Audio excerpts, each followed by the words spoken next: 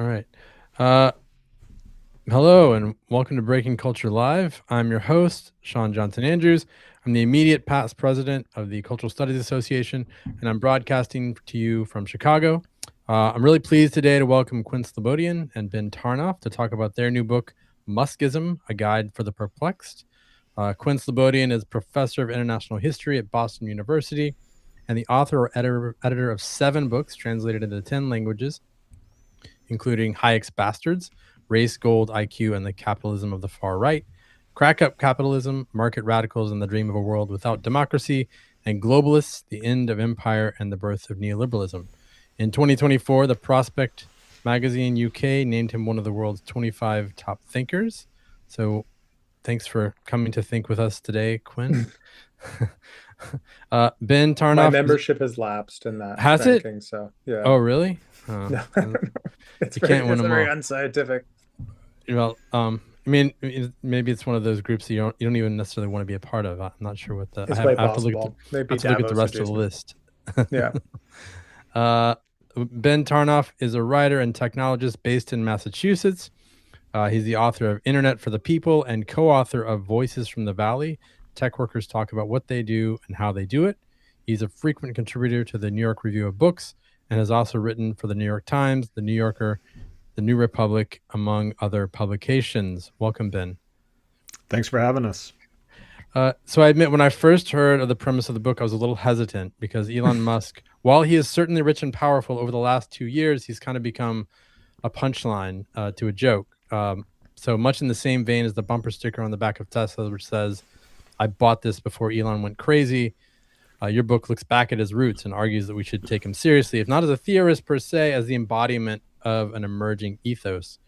So to start off, I'll ask the kind of canned interview question here. What is Muskism and how does it compare to Fordism and other modes of regulation associated with, or I guess this was another mode of an economic regulation associated with a white supremacist car maker.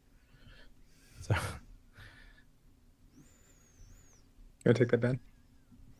Yeah, I can take a first step, and I'm sure Quinn will add a little bit of detail. So the way we define Muskism, just at the kind of highest level of abstraction, is it's the promise of sovereignty through technology.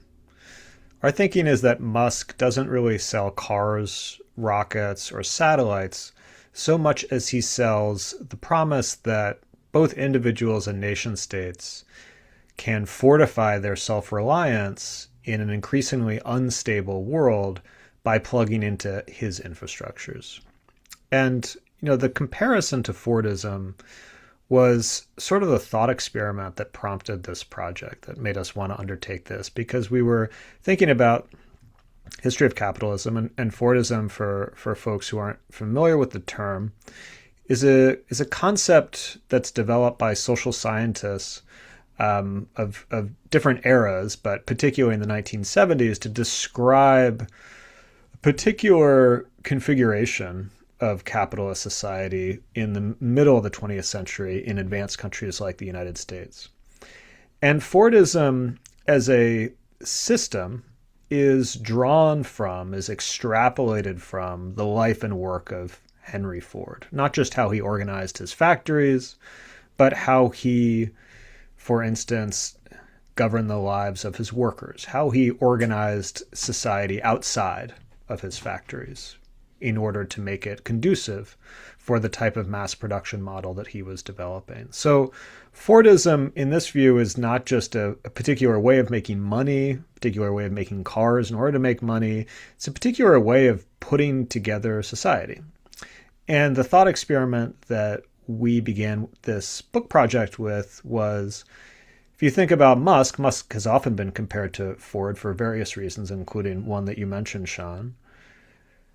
But our thought was, could you take it a step further? Could you infer or extrapolate a Muskism from the life and work of Elon Musk? Now, this does not mean we're saying that Musk himself is a particularly systematic thinker. We're not trying to make the case that there is a coherent ideology that is motivating his every step. We don't believe that. But just as with the theorists of Fordism in the last century, we do believe that if you pull back, zoom out, and look at the life and work of Musk as a whole over the decades, certain through lines appear, certain recurring themes. And I think from those themes, we can extrapolate a broader political economic operating system that we describe as Muskism. Yeah, we were And talking about this in London a couple of weeks ago with a very bright PhD student, an Italian person working at Mazzicato's talk shop or shop workshop there. And he had a nice way of putting it, I thought, which I think we hadn't really phrased exactly that way, which is that to ask about Muskism as a comparison to Fordism is less a way to kind of come to a conclusion and more of an analytic, more of a way to open up questions, right? Because when you ask about what Fordism is, you're asking about a kind of social settlement that emerged around a certain way of accumulating capital and organizing mass production.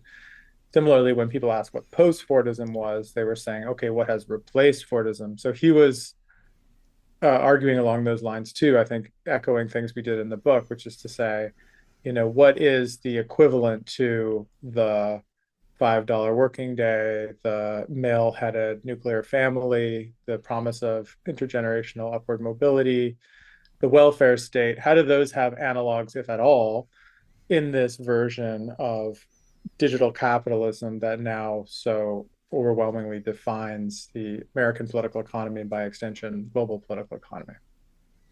yeah, the mass consumption bit there seems like the one of the parts that's kind of left out here altogether Mhm. with Muskism. Not everyone's gonna buy it unless we're talking about following on Twitter or something or X. Yeah, there is that, so we talked about a little bit, we proposed that the social contract has been replaced by a fan contract in some cases. And that you can think about in different ways. On the one hand, it means literally following him as a fan and becoming a kind of reply guy for Musk, which is not only giving you kind of a dopamine hit, but if you've monetized your account and gotten enough traffic and engagement, then you can actually make money from Musk, reciprocating a reply or reposting your tweet because you'll then get literally a paycheck at the end of the month from X.com. But expanding out from that, there is the way that one sort of enters Musk's ecosystem of products. That's one thing we're really keen on pointing out, that he is not selling kind of individual consumer goods, but he is selling a kind of ensemble of offerings that, for example, in the case of the Tesla ecosystem, as he describes it, ranges from kind of AI compute to solar, rooftop solar, to the automobile itself, to the Optimus humanoid robot as the Sure. perspective kind of leading edge of the empire. So you can think about that like an interpersonal relationship mediated through social media. You can think about kind of joining into the Tesla ecosystem the way people enter the Apple ecosystem, right? And spend much of their day engaging with Apple products. But then at a larger level, there is the way that his personal brand and his companies offer a kind of load bearing infrastructure for the global financial markets, full stop. So even if you don't like Tesla or you don't like Musk, the chances are somehow your fate is wound up with Musk and Tesla, because if you have a pension fund that is a 401k or somehow, indexed to the biggest stocks in the stock market, then if Tesla goes up, you would look at your returns at the end of the month and say, oh, I'm following the market. And thus, Musk creates a kind of penumbra around him of, objective kind of codependency that might not necessarily be mediated by something that has like a T on it or a SpaceX Sure. logo. Well, and it seems like the ultimate codependency here is with the state, which is it's sort of, I think it's surprising because, as you say, a lot of people think of him as being a libertarian, or that's kind of just the assumption because there's this Mm-hmm. also assumption that there's a lot of libertarians in Silicon Valley. Um, Mm-hmm. I mean, your last book, you kind of dispelled this myth, but still, it kind of would make sense that there's that he has a business strategy, but it's interesting to go back to the 90s and see how long he's had this kind of business strategy of basically hooking in his companies to military contracting or state contracting.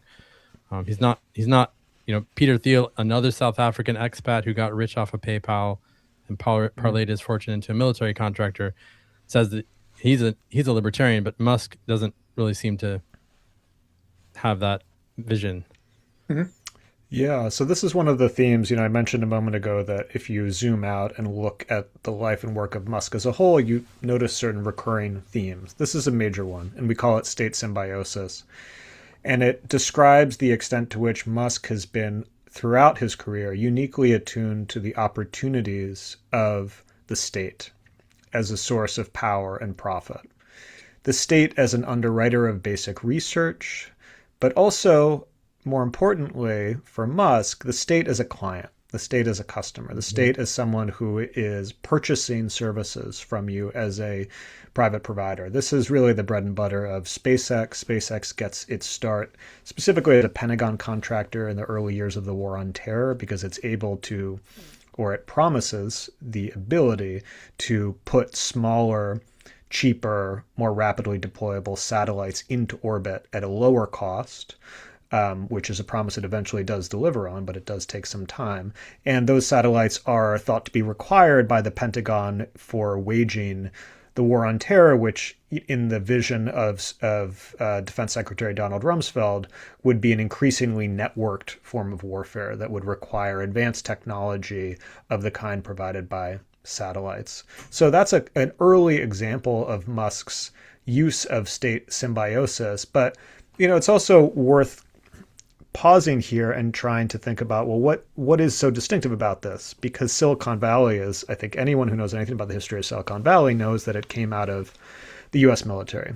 That the reason that there was at first a radio and electronics industry in Northern California and then a semiconductor industry, the reason that existed was to provide the U.S. military with particular technologies for war making. There's a period in which virtually all of the microchips, the transistors that are coming out of Silicon Valley are going into missiles, right?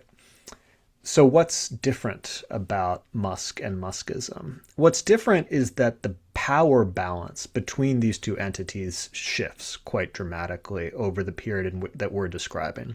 If you think about the relationship between public and private sector during the Cold War, for instance, which is the era in which Silicon Valley is emerging as an industrial powerhouse, this is one in which the public sector is really setting the terms. The public sector is doing the industrial policy, if you like, the type of planning that set the course for Silicon Valley.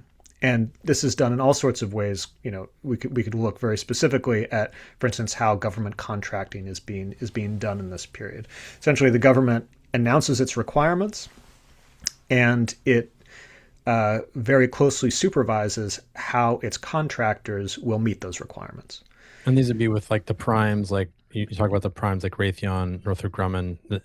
Are those the kinds of these military contractors?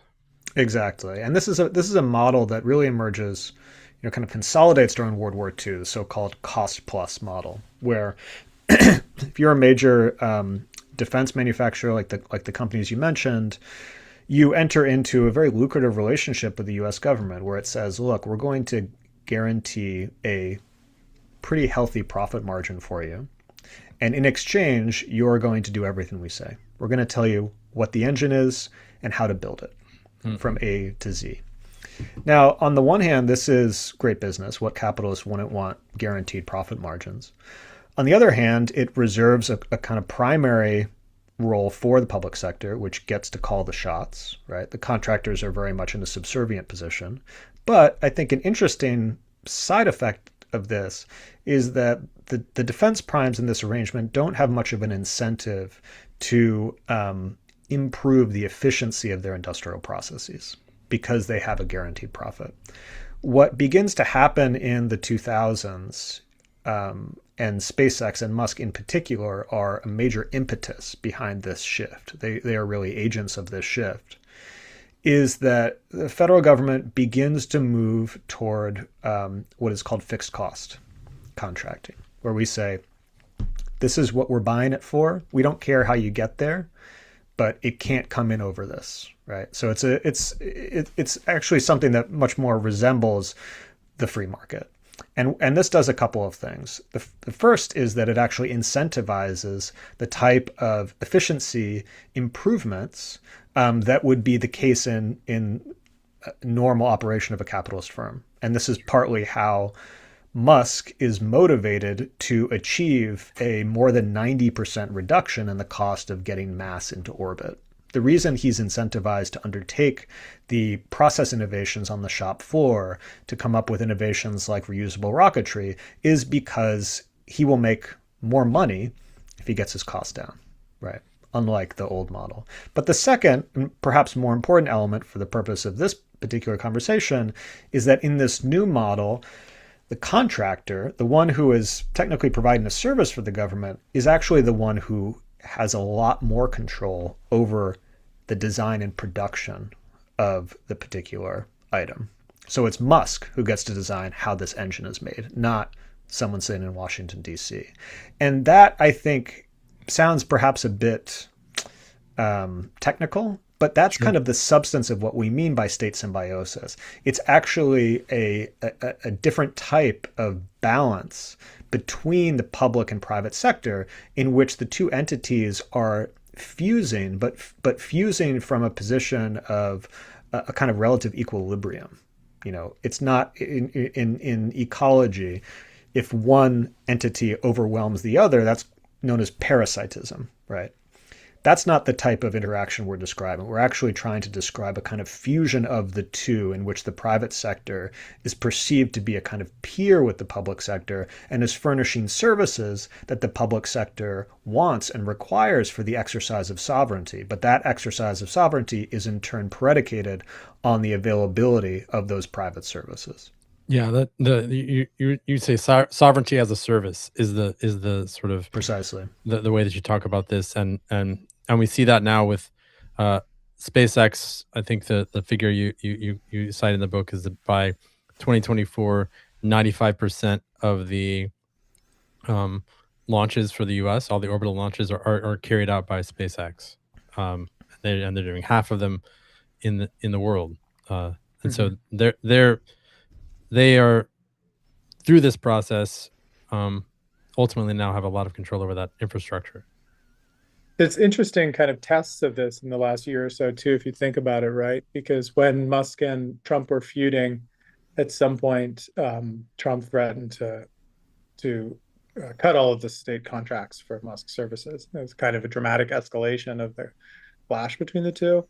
But it was pretty clear that it was basically a hollow threat, right? I mean, for one thing, as I observed at the time, this would mean the American astronauts basically dying in space because the only way to get them back was through the Dragon unit that Musk has through SpaceX. So it's not surprising that they mended their relationship over the months that followed, and that actually now they're fully back, and riding tandem, so to speak. I mean, the other interesting test of this is in the last month with Anthropic and the Department of Defense, where the clash between Dario Amodei and Pete Hegseth basically led to this really crazy and unprecedented declaration of Anthropic being a supply chain risk, and thus something that needs to be taken out of every step of the American military bureaucracy.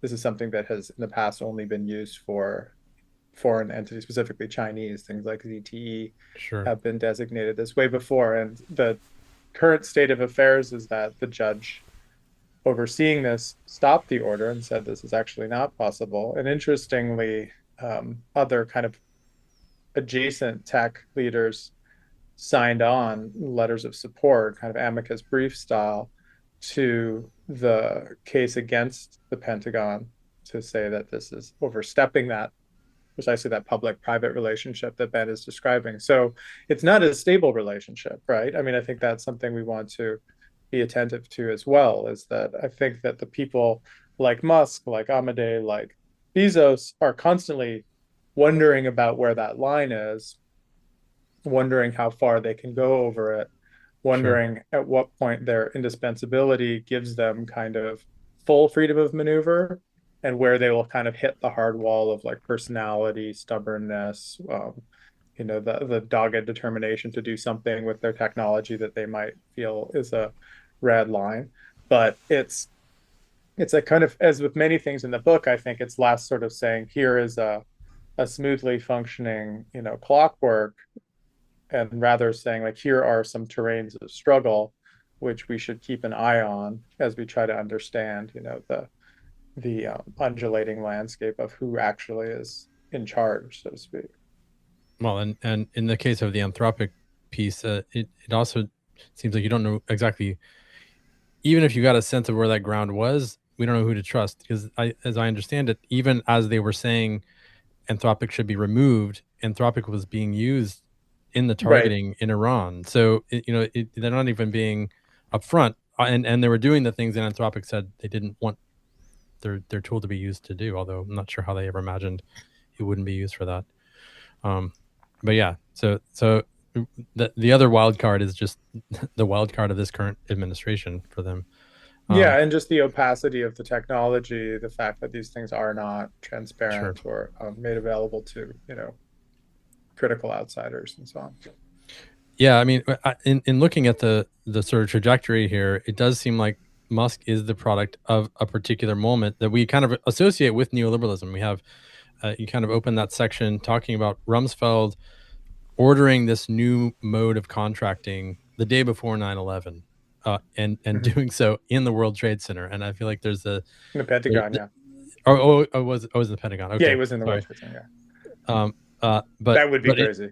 in a place, well, it would be crazy, but it didn't seem out of sorts. It seemed Yeah, like I could believe him doing it. yeah. But that this was a moment, and in a lot of ways Musk was just in the right place at the right time, and Mhm. had a bunch of cash from PayPal. Yeah. But I mean, I think that TaxSat project that they helped launch, I think, is still in play or something absolutely no, like and it. now it's very much reliant on the 10,000 plus Starlink satellites that are in low Earth orbit, which when Musk, of course, signed that first contract, there were none. I just wanted to observe something that I think, will maybe be interesting for your viewers and listeners that we haven't necessarily talked about that much in other interviews, is I think how we're trying to complicate the neoliberalism narrative, which Sure. is, such a hobby horse and kind of a Mhm. workhorse also for social scientists, and especially people who do like, cultural studies, and people who work in adjacent humanities. Um, One of the things that I think has been a real obstacle with this reliance on neoliberalism, full stop, Sure. is this suggestion that we can basically figure out where things are going according to a binary of state and market, right? That there was a period, and you might call it Fordism, when the state was kind of in the driver's seat, and then the market took over under neoliberalism. And so when you're trying to explain something like our present predicament, you get caught shuttling between those two. People are like, is this the state in charge or is it the market in charge? Which is the dynamic that is dominant at a certain point. And I think one of the things we were really keen on doing with the figure of Musk as a kind of heuristic more than an actual, you know, um, uh, ghost in the machine, or a kind of Gnostic power behind everything, was to shine a light on some of the other things that one needs to bear in mind to understand 21st century political economy, right?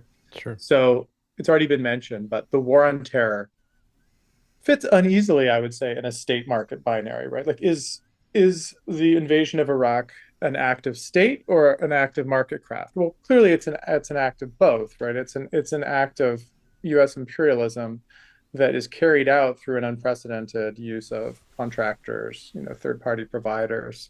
So it's already a curious hybrid in Sure. the next chapter about Tesla, we talk about the really earnest attempt to transition to renewables and to electrify the auto sector under Obama at the time of the global financial crisis. Quickly forgotten because of the shale revolution I that was going to just say that makes America big. fracking Yeah, fucks that fracking up. comes along and sweeps that off the table and makes America a big exporter again, oil exporter. But again, where does that fit in a state versus market? Uncomfortably, right? But it's a way of reorienting state market relations as the war on terror was. And as in the big picture, the rising power of digital capitalism is, and its imbrication in every second of everyone's daily lives, including the conduct of governments and states. So it seems unhelpful at this point, actually, to ask the question like, is this neoliberalism or not? Sure. Is the state in the driver's seat or is the market? Because the fact is there are like new complexes and groups of social problems and economic goals that are being thrown up and then confronted with different strategies. And I think what of our goal in the book was to say, here are some kind of medium range concepts that can help us make sense of that fuzzy in between, right? Given that we are not, nor really have we ever been, in either pure state or pure market, what are some useful categories that give us handholds in what can feel like a befuddling time, hence the guide for the perplexed subtitle.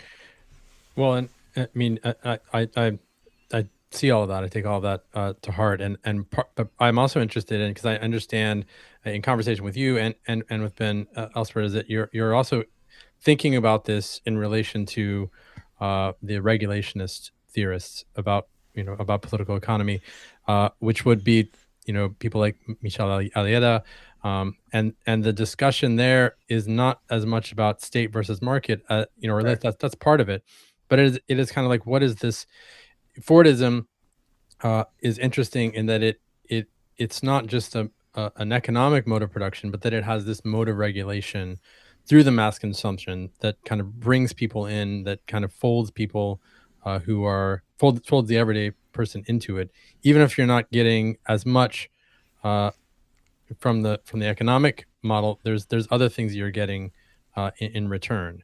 Um, Mhm. and so I know, as I understand it, this is another piece that you're working on that goes well beyond these kind of narrow understandings of Mhm. neoliberalism and things. So Yeah. what I don't know if you could comment on that as you're kind of in production, I Yeah. guess. I think, yeah, Ben's had some really interesting thoughts, especially on this idea of like class struggle as the motor in Aglietta and how that does and doesn't fit. Maybe you could Yeah, I mean, the expand on that. regulationists are really interesting to think with because they have a lot of really good ideas, and then they're just wrong about a lot of stuff too. There's like this whole, all these kind of American Marxist critiques of Aguilera in particular, just the kind of profound misunderstandings of American economic history. But they do have some really powerful concepts, and I think one perhaps obvious, if I say it out loud, but really invaluable ideas of theirs is the notion that capitalism is prone to crisis, that accumulation is a very unstable process, that it produces not just financial crises of a familiar sort, but social crises, that it's very destabilizing to the social fabric. And therefore, any era of capitalism that we're looking at has to have a strategy not just for accumulation, but for what they call regulation, which is maybe better translated for us as regularization. It's not regulation strictly in the sense of government regulation, but how you stabilize a system that is prone to crisis. I think what's fascinating about capitalism, as I think we all agree, is that it's defined by constant change, right? It's the capitalist imperative is continuously finding new outlets, new vectors of accumulation. And that means the form of the crisis changes too. So, when people ask us, well, how does Muskism relate to neoliberalism? How does it relate to fascism? I think we both believe that there are some very productive points of commonality between these ideas, between what we're trying, the ensemble of historical forces that we're diagnosing as Muskism and the experience of classical fascism of the 30s, as well as neoliberalism, defined both as a kind of thought collective in Quinn's work and as a period of capitalism from the 70s. I think we're open to thinking in those terms, but again, perhaps an obvious point, but one that is worth emphasizing with the help of the regulation school, we're in a new juncture. And I think particularly, I don't know why, but I think people sometimes have a bit of resistance to acknowledging the degree of discontinuity that we're currently experiencing. There is a certain comfort, perhaps, in reaching for these isms, these familiar terms, and saying, well, isn't it just that? Isn't it just that? Yeah. And we're not, sometimes, particularly when you're dealing with difficult subject matter, it can have a moral claim as well. Are you afraid to call it fascist, you cowards? Right? This is a charge that has been leveled against us.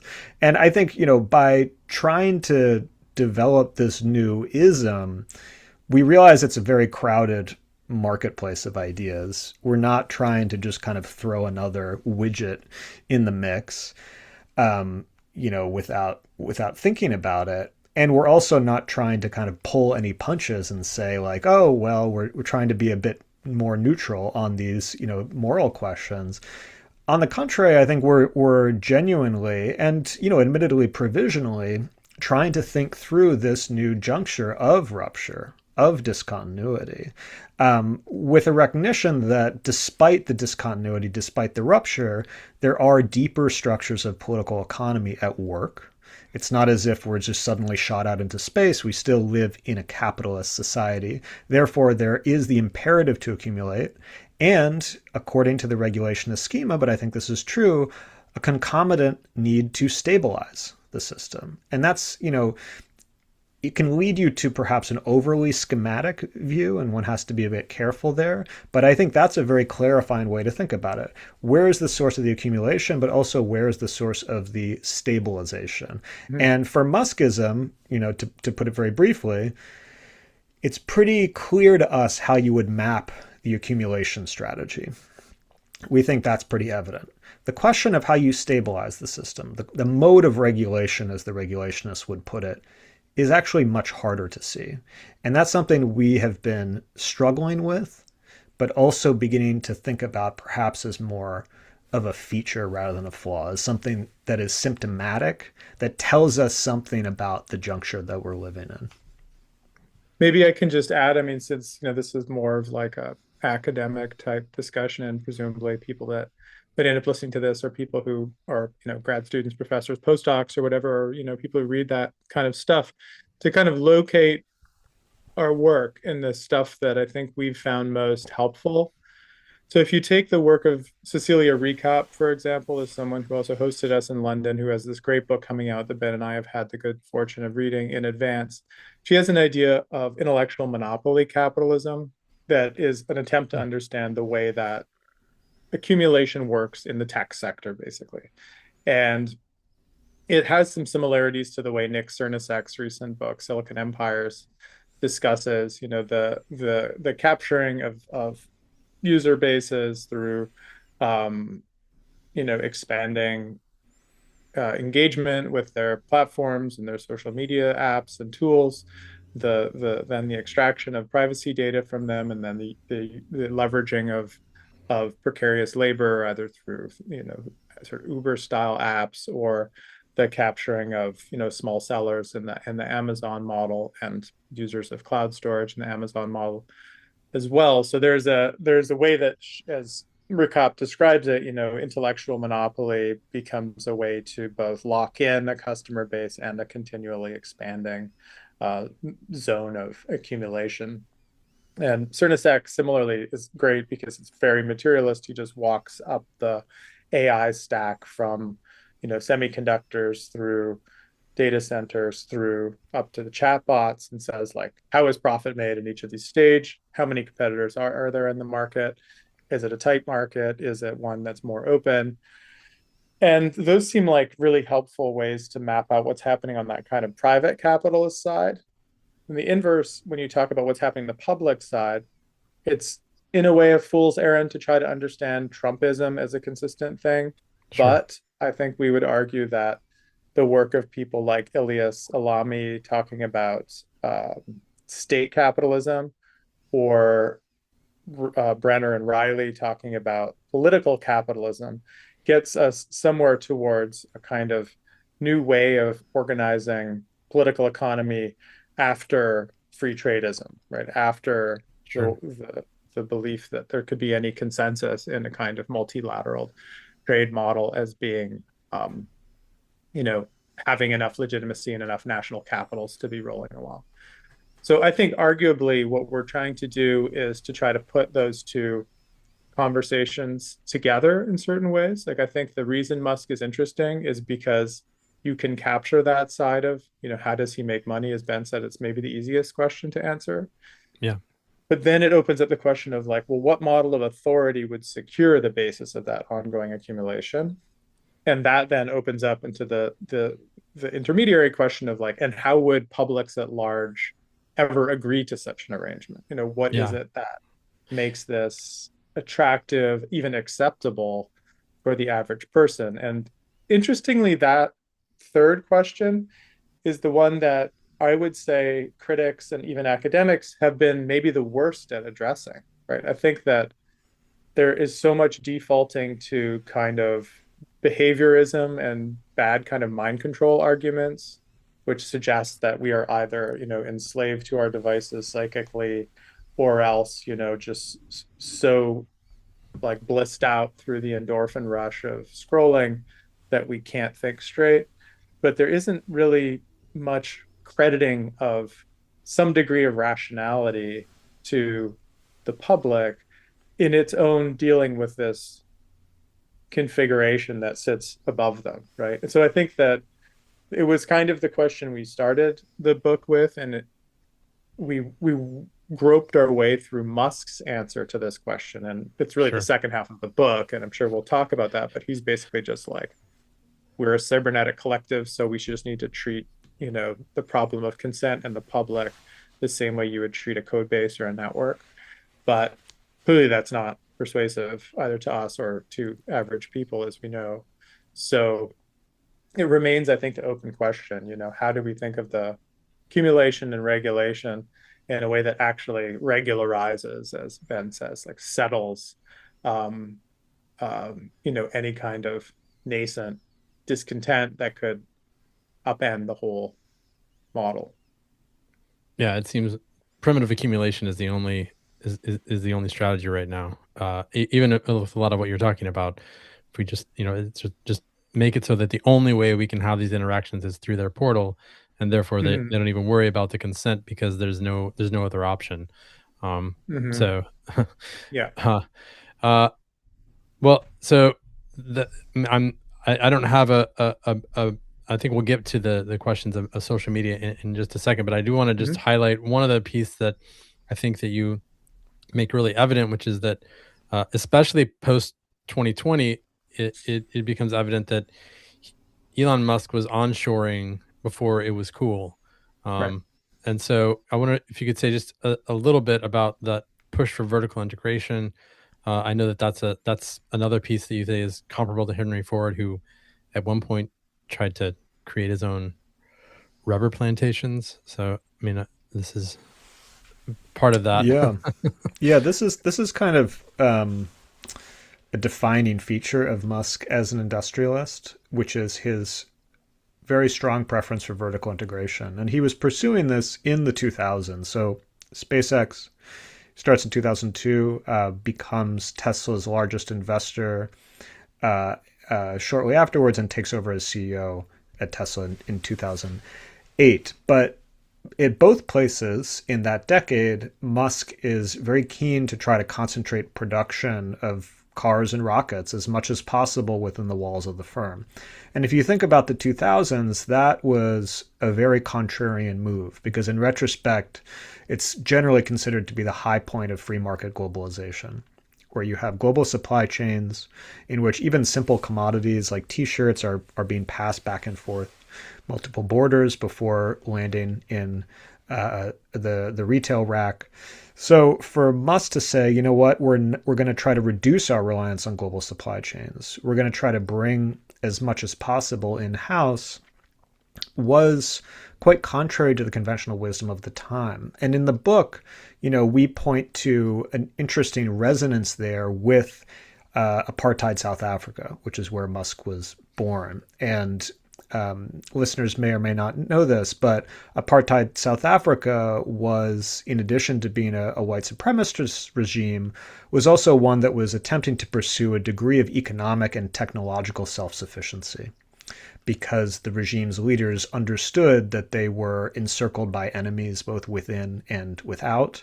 And in order to ensure the survival of their regime, they had to achieve a degree of industrial self-reliance. So they obtained licenses from Ford and Datsun to be able to manufacture vehicles inside the borders of the country.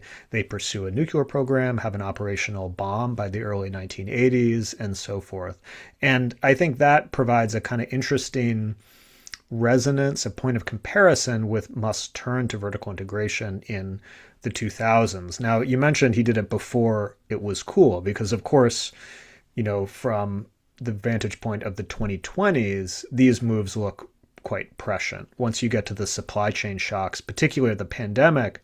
But even a bit before that, the escalating trade war between the United States and China, rising geopolitical tension, in particular around the Ukrainian conflict. Now we have the Iranian conflict.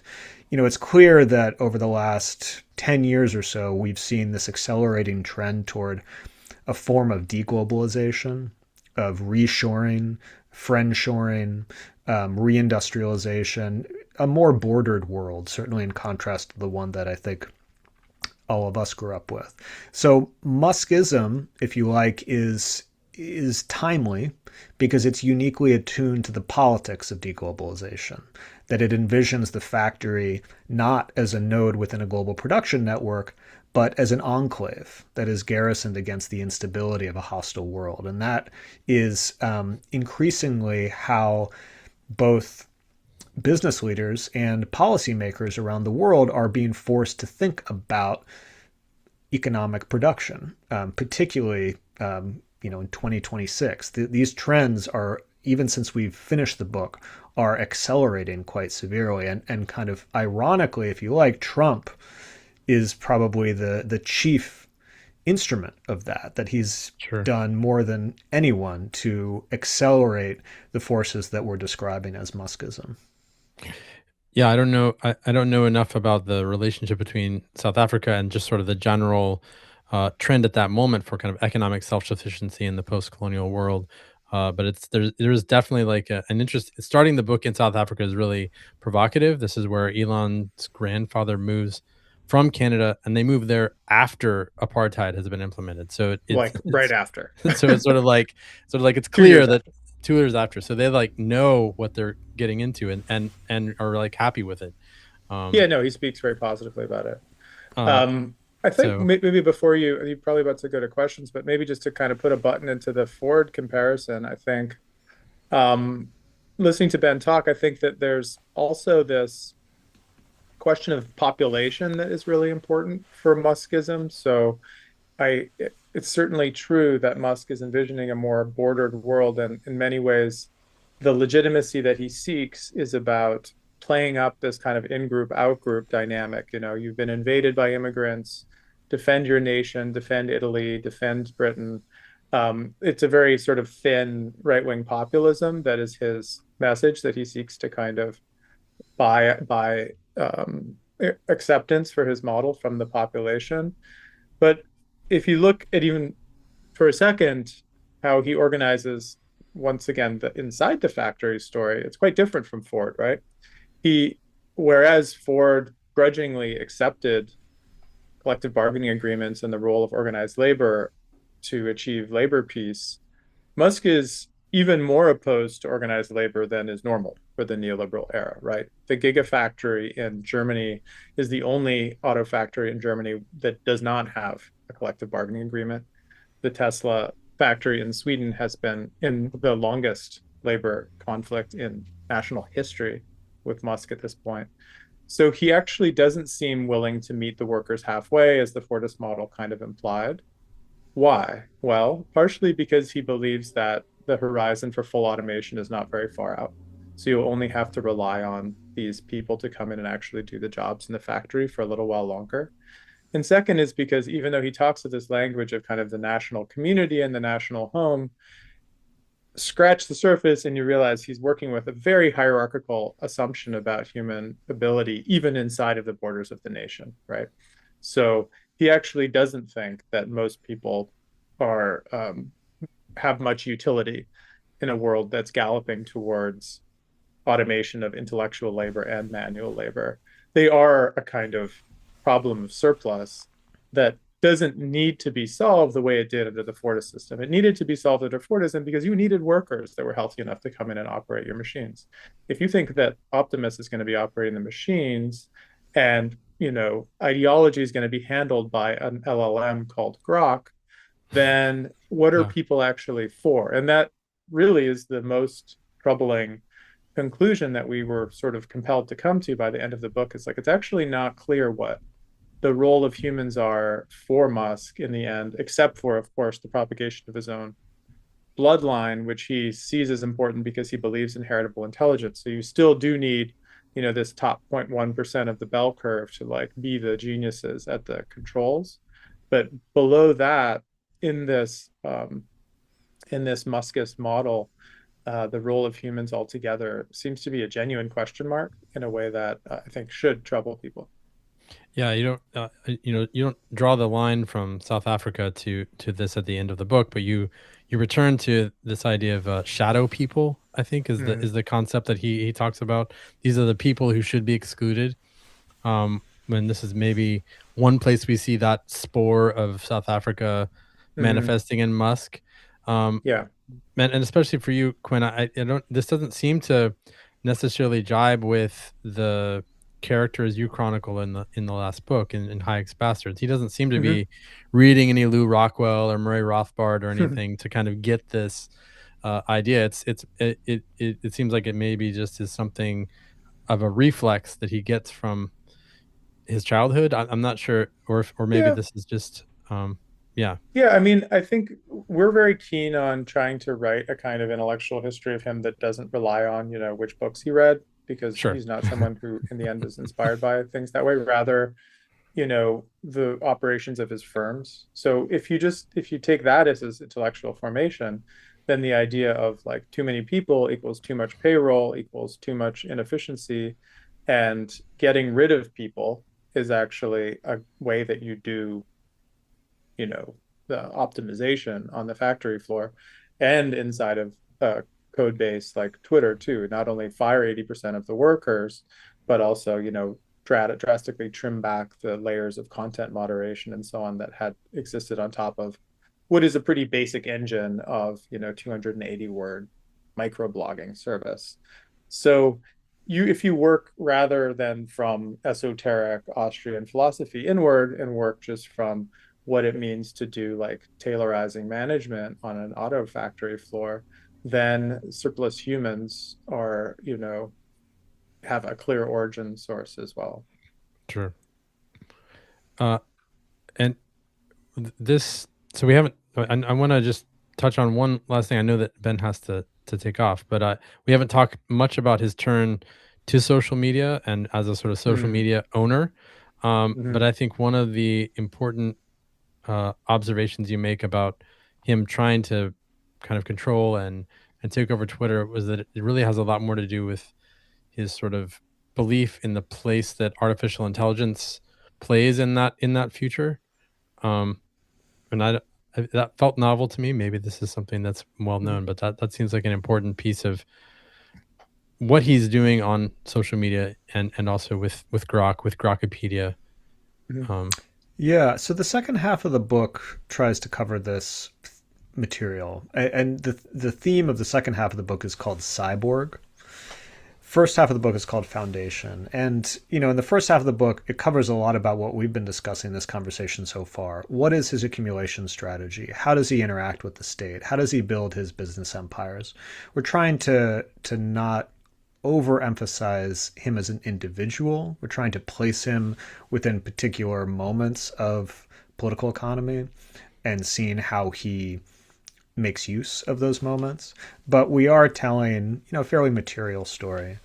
Halfway through the book, we change gears a bit. And what we're trying to answer here is what happened to Elon? The kind of question that everyone has about after 2020, his behavior becomes more erratic. He has a very visible turn to the right, this alliance with Trump. It, I think, surprised some observers, particularly European observers, where we just were.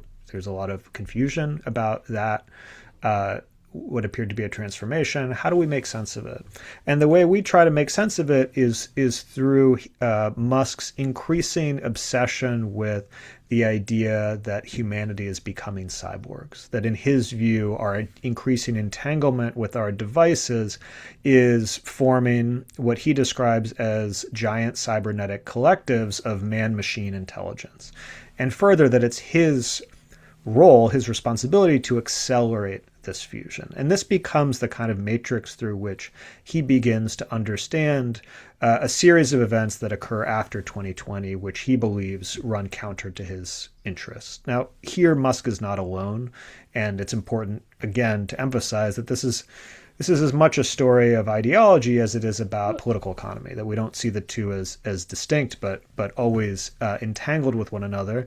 For instance, during the pandemic, the Fremont factory that at the time produced most of the world's Teslas is forced to close by public health order for 7 weeks. This is very enraging for Musk. Shortly afterwards, you see the George Floyd uprising, biggest social movement in U.S. history, and a kind of flood of demands around greater egalitarianism and a challenge to traditional social hierarchies of race, class, and gender. The Biden administration comes in and pursues policies that Musk and many of his Silicon Valley colleagues find threatening. A renewed antitrust and regulatory push under figures like Lena Khan, a proposal for a wealth tax, some fairly moderate AI regulation, the list goes on. So again, when you look at all of those events, Musk is hardly the only one in the Silicon Valley leadership class that observes these developments with apprehension and alarm. It's actually quite common. If you read statements of figures like Mark Andreessen or Alex Karp, you find similar themes. Where I think Musk is distinctive is how he apprehends these threats within a particular kind of cybernetic viewpoint. So the phrase that is most closely associated with Musk's turn to the right is the woke mind virus. And observers typically look at this as a joke, right? You just chuckled, Sean. Often when we say that word in our readings and presentations, people chuckle. Alternatively, they see it as a metaphor, like, oh, it's kind of symbolic. Our view is that it's not a metaphor, that this is something that Musk sees as quite literally how to account for all of these developments that presented some type of threat to his power, which is that these giant cybernetic collectives that are being formed through our entanglement with our devices, our increasing engagement with social media and so forth, have become infected with bad ideas. These are bad ideas that are leading people to behave in ways that are in fact contrary to Musk's interests and by extension the interests of humanity. And therefore, he has to take control of these interfaces where these cyborg fusions are taking place in order to purge them of wokeness such that the correct kind of cyborgs can be made. And that, I think, is one way to understand his transformation of Twitter into X. It's also a way to understand the founding of his AI company XAI in 2023, as well as the development of Grok, which of course is a proudly anti-woke AI model and chatbot. Yeah, I think that the idea of Musk and AI is often a bit confusing to people because there seems to be this gap, right? Like he starts OpenAI in 2015 with Sam Altman. And then one doesn't hear much about AI from him until XAI in 2023, right? This is if you're just kind of the casual observer of the news. And yet, as Ben is saying, like you can draw a line from one to the other in that he was actually not trying to slow down or decelerate AI research or investigation. He founds Neuralink shortly after he founds OpenAI with the idea of actually accelerating our fusion with the cybernetic collective that Ben describes. So if you see his um, perspective on politics as always being like cyborg first, network first, and that actually you need to begin with his understanding of where AI is going for the last 10 years. And then he kind of guides his actions outside of that through the primary orientation that he has towards deepening and widening our fusion with our devices to make sure we first get out ahead of the digital superintelligence and then later get out ahead of the woke AI being developed by his competitors that he feels will, turn him into, as he put it, quote unquote, a woman of color, or alternatively, decide that people like him, quote unquote, white men need to be exterminated as a kind of global AGI, DEI policy. So when you're operating with these kind of twisted delusions, then a lot of the actions he's taking, even at great cost, start to make more sense. Well, and this is also the resonant of the warning that Donna Haraway had about the I guess the swerve that could happen if the cyborgs took over. So yeah, I mean the Haraway thing we come back to in our book, and the point of that essay, of course, 1985, is that the cyborg is a product of the military-industrial complex, right? It is actually designed to carry out what she calls the informatics of domination. The point of the essay is an intervention to say, like, but it could be something else, and let's make it something else, right? But she's also very aware that the default mode is it's always ready to snap back to that, even if it takes, muscling, reprogramming, and defeat of alternatives. So I think not only does it remain like one of the most kind of stirring pieces of political and digital writing, and me and Ben both had this experience rereading it for this book, but it also lays out pretty well like the coalitions that could form and that have formed, and the ongoing kind of clash between two different visions of how humans and machines can coexist. Well, I really appreciate you all talking about your book today and giving us this new take on Musk and Muskism. I guess we'll have to figure out if there's an exploit that we can exploit to get out of this. But thanks for talking code. with us. We're still looking for the cheat code. The cheat code, yeah. But thanks a lot. And again, this is your book is called Muskism: A Guide for the Perplexed. Thanks for talking with us today, and congrats on what will be a lot of well-deserved media attention to the book. Next week, we'll be talking to Gary Hall of the Open Humanities Press about his new book, Defund Culture. For joining us on YouTube, it'll be streaming there again, and this episode will also be available on the Breaking Culture Live YouTube channel. So please share it with your colleagues and let us know if you have ideas for future episodes or invitees by emailing us at breakingculturelive@gmail.com. Thanks again. Again, I'm Sean Johnson Andrews. Please check out my Substack at breakingculture.substack.com. Until next time,